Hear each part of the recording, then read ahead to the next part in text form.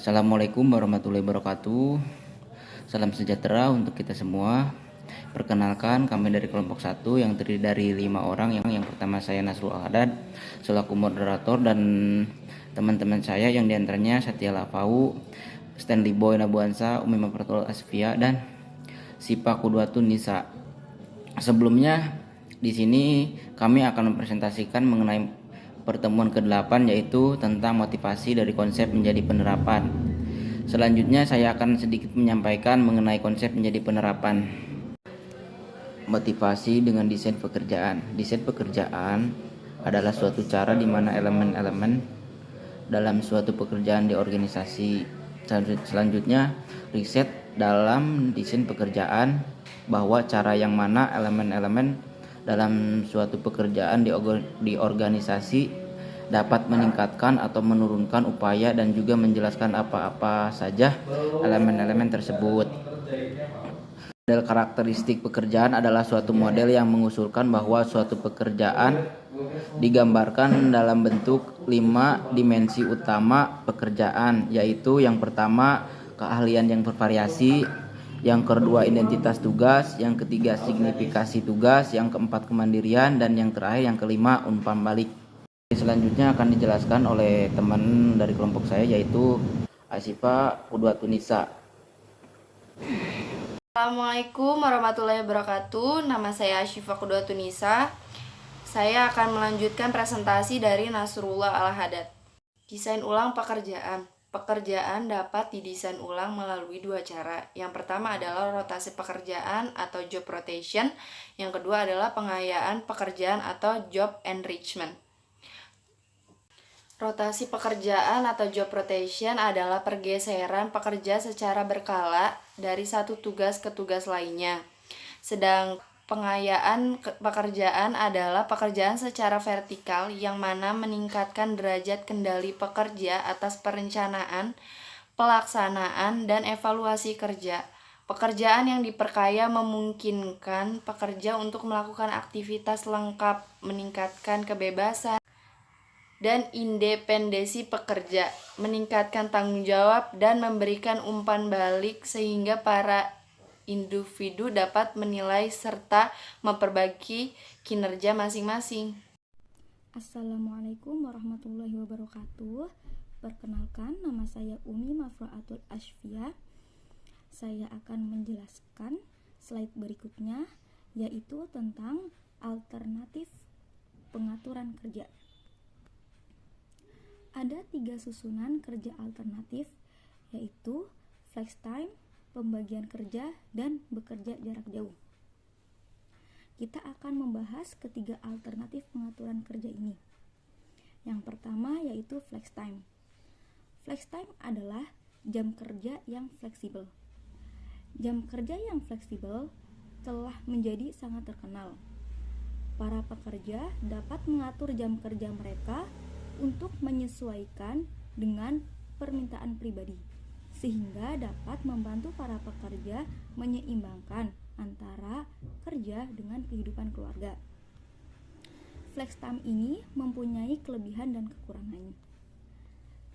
Di antaranya kelebihannya yaitu berkurangnya ketidakhadiran, meningkatnya produktivitas, semakin sedikitnya biaya lembur, berkurangnya permusuhan terhadap manajemen, menurunnya kemacetan lalu lintas di sekitar tempat kerja, peniadaan keterlambatan, dan yang terakhir yaitu meningkatnya kepuasan kerja karyawan. Di antara kelebihannya, flex time juga mempunyai kekurangan, yaitu jam kerja ini tidak dapat diterapkan untuk semua jenis pekerjaan.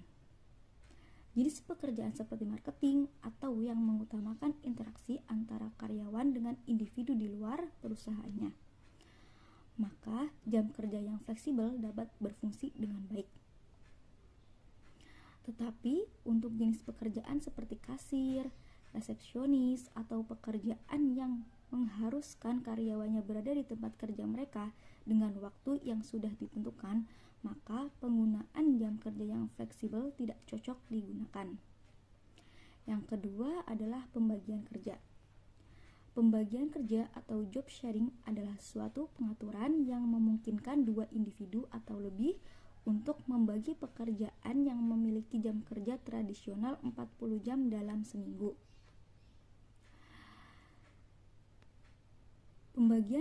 Pembagian kerja mempunyai kelebihan dan kekurangan juga. Kelebihannya yaitu bagi suatu organisasi atau perusahaan, pembagian pekerjaan memungkinkan sebuah organisasi menggunakan bakat lebih dari satu orang dalam satu pekerjaan. Dan bagi karyawan, pembagian pekerjaan meningkatkan fleksibilitas, motivasi, dan kepuasan. Sedangkan kekurangannya yaitu perusahaan kesulitan mencari pasangan atau tim yang cocok yang bisa menyelaraskan kerumitan satu pekerjaan dengan baik atau pembagian satu pekerjaan ke beberapa individu. Yang ketiga yaitu bekerja jarak jauh. Bekerja jarak jauh atau telecommuting dapat diartikan bekerja dari rumah.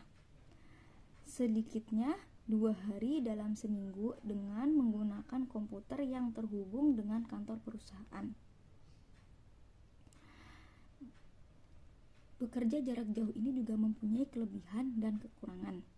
Kelebihannya diantaranya meningkatnya produktivitas, perputaran karyawan yang lebih sedikit, moral yang lebih baik, dan biaya ruang kantor yang lebih sedikit.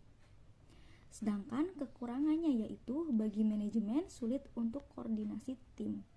Dan yang terakhir yaitu bagi karyawan, mereka tidak dihargai atau tidak diberikan apresiasi maupun penghargaan karena tidak bertemu dengan atasan, sehingga kemungkinan diabaikan sangat besar.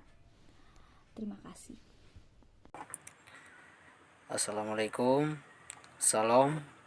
Pada kesempatan ini saya akan menjelaskan dari slide 5 tentang keterlibatan pekerja. Apa itu keterlibatan pekerja? Keterlibatan pekerja atau juga disebut dengan employee involvement merupakan proses partisipasi yang menggunakan input pekerja untuk meningkatkan komitmen mereka kepada kesuksesan suatu organisasi.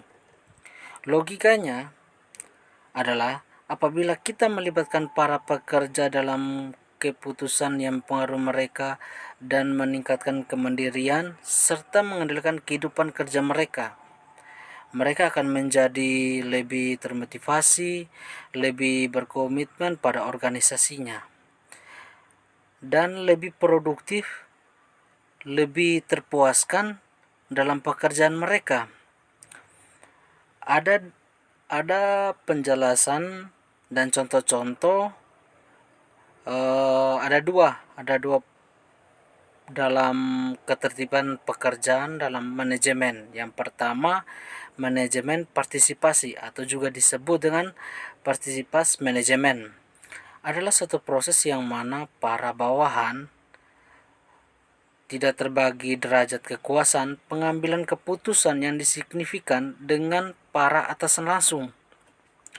Yang kedua, partisipasi resepensif atau disebut responsive participation adalah suatu sistem yang mana para pekerja berperan serta dalam pengambilan keputusan organisasi melalui sekelompok kecil atau juga disebut resepsi pekerja. Sekian dan terima kasih. Itu saja yang saya bisa jelaskan dari slide 5. Baik, saya akan melanjutkan pembahasan kami yaitu imbalan untuk memotivasi para pekerja.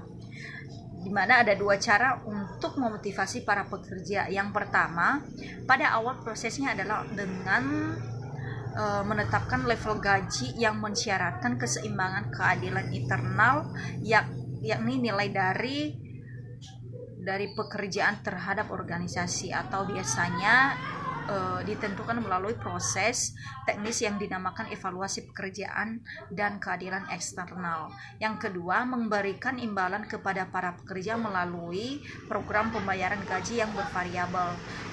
Program gaji bervariabel maksudnya adalah suatu cara pembayaran gaji yang mendasarkan pada porsi gaji pekerja pada beberapa individu dan atau ukuran kinerja organisasi. Terima kasih.